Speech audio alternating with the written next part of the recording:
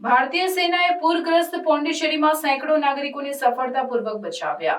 ભારતીય સેનાની માનવતાવાદી સહાયતા અને આપત્તિ રાહત ટીમે પૂરગ્રસ્ત પોંડિચેરીમાં ફસાયેલ સેંકડો નાગરિકોને સફળતાપૂર્વક બચાવ્યા છે. ચક્રવાત ફેંગલના કારણે થયેલ ભારે વરસાદને કારણે થયેલ ગંભીર પૂરનો પ્રતિસાદ આપતા બચાવ કામગીરી કરવામાં આવી હતી.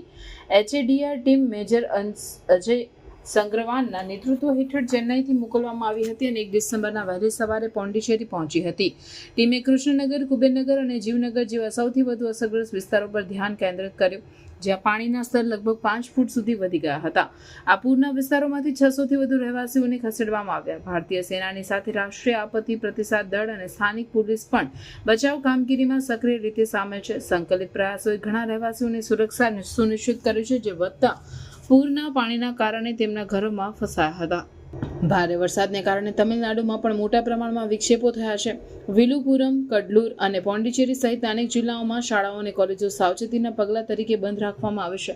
સતત વરસાદને કારણે વ્યાપક નુકસાન થયું છે અને દૈનિક જીવન પ્રભાવિત થયું છે, જેના કારણે અધિકારીઓએ નાગરિકોને સાવચેત રહેવા અને સુરક્ષા માર્ગદર્શિકાઓનું પાલન કરવા માટે અનુરોધ કર્યો છે.